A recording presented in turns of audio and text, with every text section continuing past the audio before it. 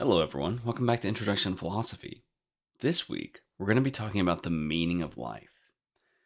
So, the meaning of life is one of those perennial philosophical questions that people often bring up when they think about philosophy itself, right? Like, what do philosophers do? Oh, well, they sit around and they think about what the meaning of life is. Right?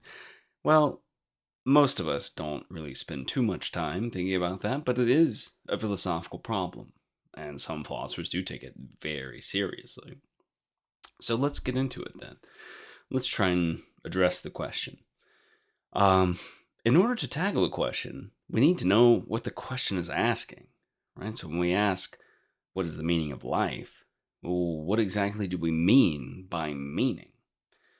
Well, clearly we're not asking something like, what does it mean to be alive? Right? That's an interesting question, but probably not one that philosophers are best suited to answer.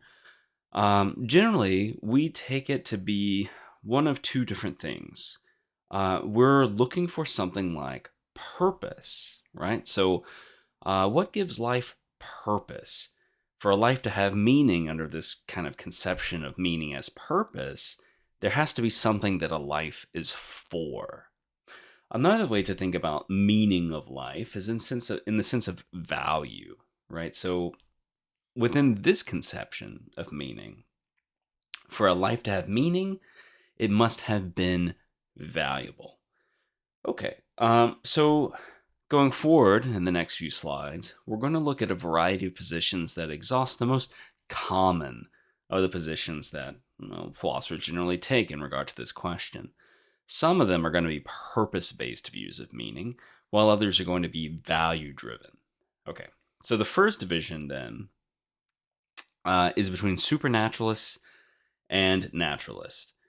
Pretty straightforward. Supernaturalists think that life's meaning, if there is any, is derived by something supernatural, typically God, right? So, what gives life meaning? The divine, right? Naturalists, on the other hand, think that meaning does not depend on supernatural forces. Now, note that that doesn't mean that all naturalists are atheists.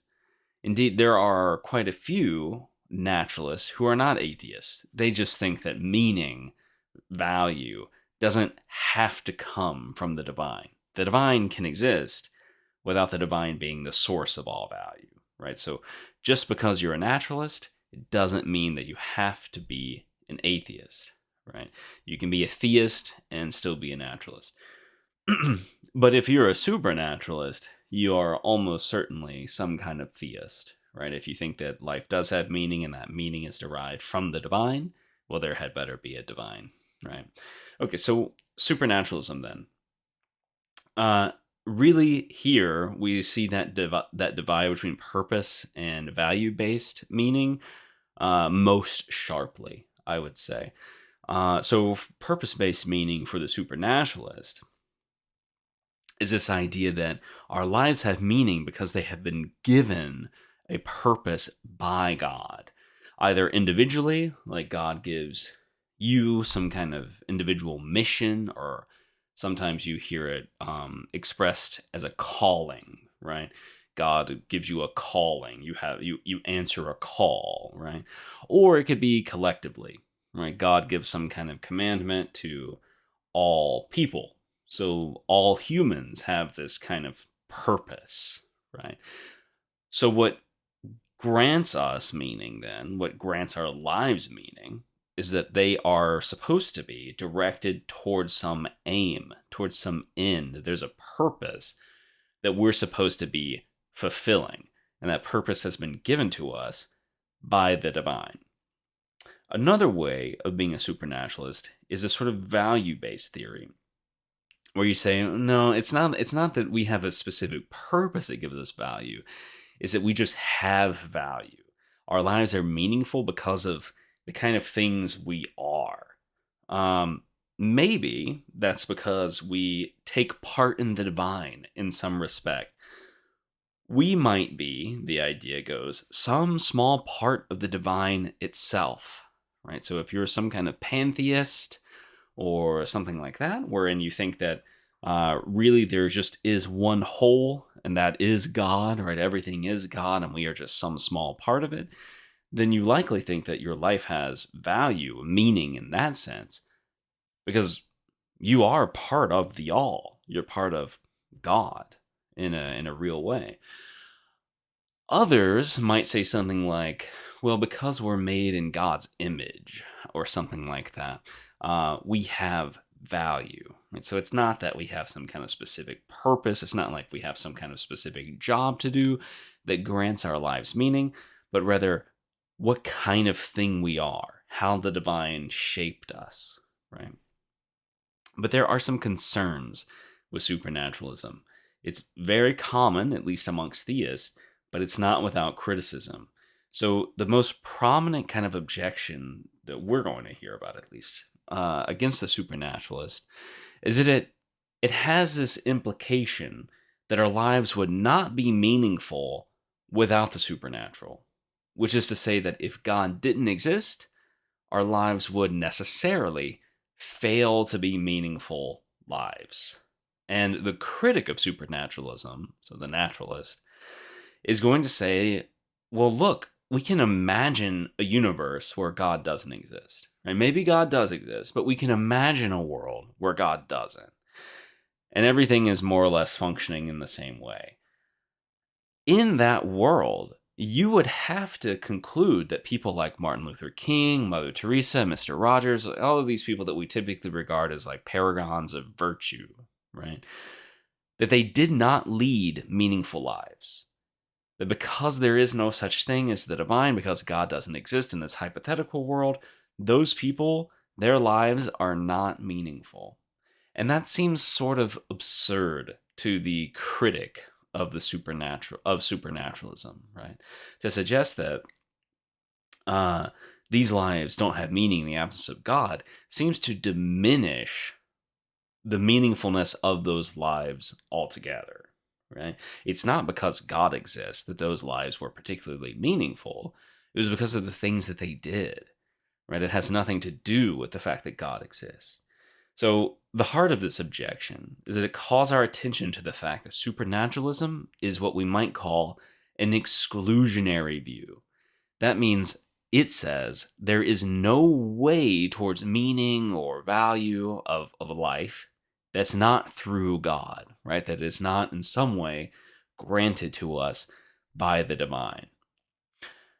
That doesn't seem to track with this idea that people can lead meaningful lives because of the things that they do. Okay, so we can then turn to naturalism. And naturalism, very briefly, just is the idea that meaningfulness of a life does not depend on the supernatural.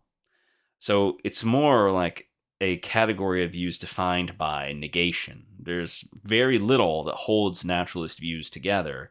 It's an umbrella term that's just defined as a negation of supernaturalism, right? So within naturalism, we're going to look at two views: essentialism and existentialism. So essentialism is the view that we and other living things have this sort of innate purpose or essence, right? We might also call it a telos if we're talking in ancient Greek, right? So, generally speaking, that purpose is to be the best kind of thing that you happen to be. So, if you are an acorn, for instance, the best thing that you can do is to grow tall and into an oak tree and produce more acorns to do the same thing. Right? The best thing that you can do as a caterpillar is to eat well, undergo metamorphosis, and become like a beautiful butterfly, right? That has its own offspring, right? So for everything, there is its own method, its own way of flourishing, right? It has its own telos. There's an essence to everything. Humans are not an exception, the idea goes. For a human, the purpose is to be a good human, to flourish as a human. So, what does it mean then to flourish as a human? Well, there's a variety of different answers, but most of the time, essentialists point to these kinds of mental or moral features. Or they say things like, well, flourishing as a human means to gain wisdom, to develop and gain knowledge, or to become very virtuous as a person, right? To develop moral skill, right? Why these things specifically? Well, because they're believed to be, rightly or wrongly, uniquely human. So when you ask, what does it mean to be a flourishing human? You need to find the thing that only humans do. That's how the idea runs.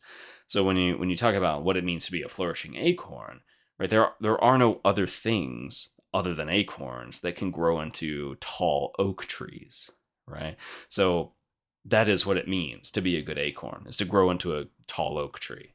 Well, what is it that humans do that only humans can do? Well, a lot of philosophers, especially the old ones, like in ancient Greece, thought that what set us apart from everything else was our capacity to reason. Uh, what's more, we can use that reason and direct it towards moral aims, right? We can seek to become more virtuous, right? So, flourishing for those kind of thinkers, then, as a human, would mean something like becoming wiser, becoming more virtuous over time. Okay, so what does it mean for a life to have meaning if you're an essentialist? Well, it means to live a life that is flourishing, right? To live a life that is a good life where humans are concerned. But a consequence of this view is that it means we can and often will fail, right? We can and often will fail to lead a meaningful life. They have set up a success condition, right? If what it means to have a meaningful life is to be flourishing, well, it means if you're not flourishing, you're not leading a meaningful life. The same wasn't true when we looked at least some of the supernaturalist theories. Some of the supernaturalist theories said, look, you have meaning, your life has meaning because you've been granted some kind of value from the divine. It doesn't matter what you do. You're still made in God's image, or you're still one with the divine, or something like that. You're still given some grand purpose, perhaps, by the divine, regardless of what you end up doing. So it seems like your life has meaning, at least to some extent, regardless of what you do. But that's not true for the essentialist. If you fail to flourish, whether because you of your own faults or otherwise, you fail to live a meaningful life. Right? So it has this sort of negative consequence. In the same way that an acorn could fail to sprout for any number of reasons, so too could a human fail to flourish. Right? An acorn might be eaten, right? A squirrel might consume it before it ever gets the chance to grow into an oak tree. In that case, it failed to achieve its telos, the ultimate end that it's supposed to be for. Similarly, a human could die early, or could experience such negative circumstances they were never able to cultivate these things that are supposed to be uniquely human. If that happens, then under this view, they failed to lead a meaningful life. So it does have this kind of negative drawback. Not everyone is going to lead a meaningful life. And in fact, it might be rather difficult to qualify under this view as having lived one. Doesn't mean it's wrong. It's just one particular consequence we should be aware of. But it's not the only naturalist view. We also have existentialism to consider. So, where the essentialist thought that essence precedes existence, what that means is that, look, there is something that it means to be a good human before you as an individual even come into existence. Existentialism holds the reverse. It says that no, existence precedes essence. What that means is that there is no such thing as what it is to be a good you before you exist. You aren't born with any kind of specific purpose or specific value. You have to figure that out as you go. It's a thing that you adopt as you live life. So, existence happens to us before we find our meaning. Meaning has to be found after existence. not the other way around. So this is the first time we're seeing this, right? Both the supernaturalist and the essentialist were saying more or less, look, the way you have meaning, the way your life has meaning, is already there in the world before you come around, right? It's there. You're born into it, right? You're either granted it by the divine through no work of your own, or it's a matter of what kind of thing you are, what kind of essence you have, right? The existentialist is the first view we're seeing that says, no, that's not the case. You exist before there's anything like a meaning for your life. You have to find meaning. So existentialists then think that the universe, no divine being or the universe itself, there is no meaning for us out there. Meaning is not given to us. It's a thing that we have to construct, right? So they accept the fact that the world does not provide us with value or purpose inherently. They think you have to freely adopt a value or purpose of your own. What that means at the end of the day is that what I end up thinking makes my life meaningful or valuable might not be the same thing as you, right? It's going to be different depending on what we have found over time. So, what could these kind of values or purposes be that we go around finding for ourselves? It could more or less be anything under existentialism, so long as it's something you pursue authentically. So, for the existentialist, being authentic is very important. Being authentic means that you do something because you want to. And you don't want to for some kind of prudential reason, right? You're not pursuing this end for, let's say, fame or money or whatever. You're pursuing it because you just want to, right? It is an end in and of itself. You're not doing it because someone else wants you to. You're doing it because you really want to. If you find that thing, whatever it is, and again, it could be anything, that thing that you want to do for its own sake, and you pursue it authentically for its sake, not for anything else, that's what grants your life meaning. That just is it. So that could be anything. It could be the pursuit of knowledge, learning. It could be artistic achievement, successful relationships, helping others. It could be anything, right? So the existentialist begins with a rather negative premise. They say, look, the supernaturalist and the essentialist are wrong. There is no such thing as meaning out there in the world for us. We don't come into the world with meaning. That's not the case. However, they end on a rather positive note. They conclude that we can go out and find meaning for ourselves, right? So long as we pursue something authentically, we can find meaning for ourselves. Now, you might have heard of the view nihilism, right? Nihilism is a response to the views we've heard so far that stays negative, right? So, the nihilist says that the existentialist here is doing a bit too much. Like they've gone too far. They agree with the existentialist that there is no such thing as essence that precedes existence. There is no sort of meaning out there for us in the universe. But they disagree with the existentialist in making the positive move, right? So the nihilist is in effect charging the existentialist for changing the rules of the game. The question, does life have meaning, for the nihilist, is a question about objective meaning. Meaning that's the same for all of us, right? Rules that apply universally. And the nihilist is saying, look, existentialist, you agree with us. There is nothing like that. There is no objective meaning out there in the world. You might be able to find some kind of subjective value. Maybe you really like playing soccer or something like that. And so when you go out and authentically play, you're gaining some sense of subjective value. That's great. but it's not the same thing as objective value. And so when you go and to claim that life does have meaning because you're pursuing something authentically, you're presenting it as though it were something that it isn't, right? Sure, you can achieve some kind of subjective sense of value, but it will never be objective meaning. So the answer to the question, does life have meaning, in the respect that most of us care about, the answer is just no.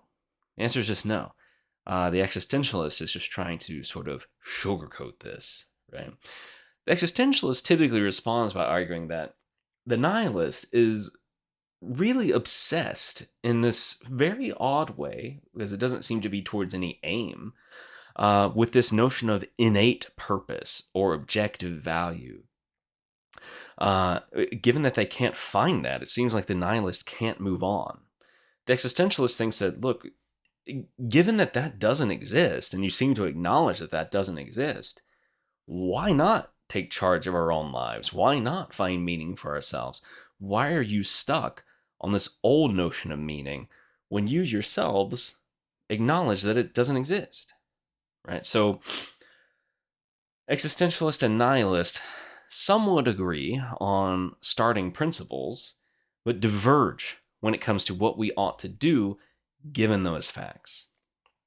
Okay, a similar view to these last two that we've discussed is absurdism. So, absurdism is the idea that there is no objective meaning in the world. So, on this, they agree with the existentialist and the nihilist. However, they think that this puts us in a position that they refer to as absurdity. Okay, so for them, it's proper to view the world as being absurd. Why, right? Why is the world supposed to be absurd?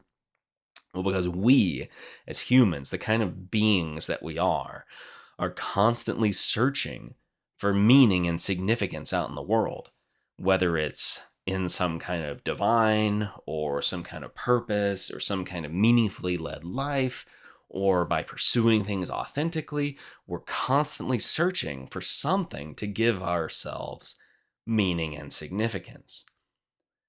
But we live in a world that doesn't give that to us. So we are a part of the world. We are parts of the world that are yearning for something that the world doesn't provide. That makes our situation, these philosophers claim, absurd. It makes our position absurd. Okay, so at the end of the day, absurdists think that we are more or less doomed to continue searching for meaning or reasonability from the universe, even if we know that there is none to be found. Why? Because that's just the kind of thing we are. We kind of have to. So, what do the absurdists recommend we can do? We do about the situation? Well, there's three options that they discuss.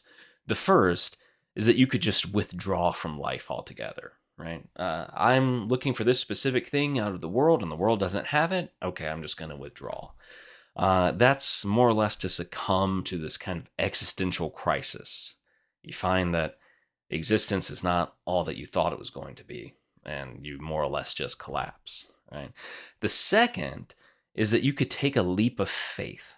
Remember when we discussed philosophy of religion, we talked about the leap of faith, Kierkegaard's leap of faith. Well, this is just Kierkegaard again. Here, Kierkegaard is applying the same move to the meaning of life, right? He is taking the same move to get out of the position of absurdity.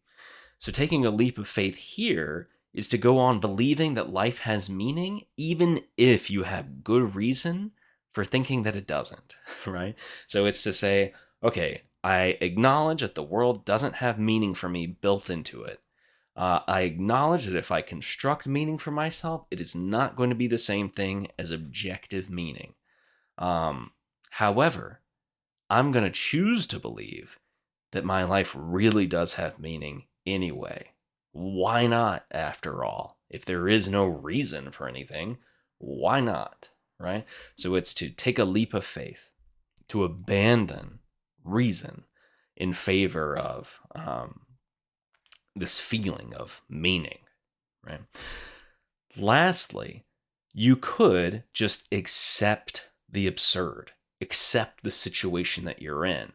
Acknowledge that there's no meaning in the universe out there for you, while nevertheless deciding to determine what is valuable for yourself. So, this is similar, it should seem, to existentialism. What's different is that the absurdist is never under any illusion that they still exist in this universe that's uncaring and doesn't provide any source of meaning. So they don't think that, look, because I'm pursuing this thing authentically, it means my life really does have meaning. No, they accept that there is no meaning. There's no meaning out there. That doesn't mean that we can't keep pursuing the things that we want to pursue. Right. So Albert Camus, who is the most famous absurdist, he talks about the myth of Sisyphus. Right. If you don't know, the myth of Sisyphus is this guy is being punished by Zeus, one of the gods of ancient Greece. And the way he's being punished is that he has to push this huge boulder up a hill. And every time he gets the boulder close to the top of the hill, the boulder rolls back down. And he can never stop until the boulder is all the way at the top, right? So he's more or less going to spend eternity pushing this boulder up, never making progress, but forced to continue all the same. Camus views life much like that kind of story, right? We are constantly looking for meaning, constantly pushing that boulder up the hill, but the universe will never give it to us. It is not out there. And so the boulder is doomed to continue rolling back to the start.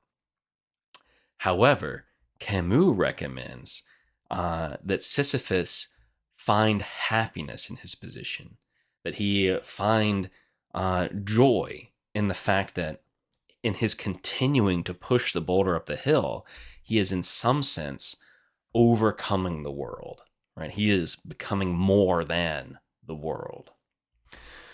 Okay, there are other ways of responding to absurdism, right? This only works, this whole idea only works if there really is no such thing as objective meaning out in the world. If you're a supernaturalist or an essentialist, well, easy. There is a source out there, right? We just need to either we don't have to do anything at all because meaning, value, purpose has been granted to us by the divine or by our natural essence, or we just go do the things that are going to make our lives valuable, like fulfill our purpose, right? Flourish as humans. So in order for existentialism, nihilism, absurdism, either of these views to get off the ground, it must first be the case that we do live in a universe where there is no such thing as objective meaning. Okay, well, hopefully you found that interesting. That's it for this week. So until next time, stay healthy, stay safe.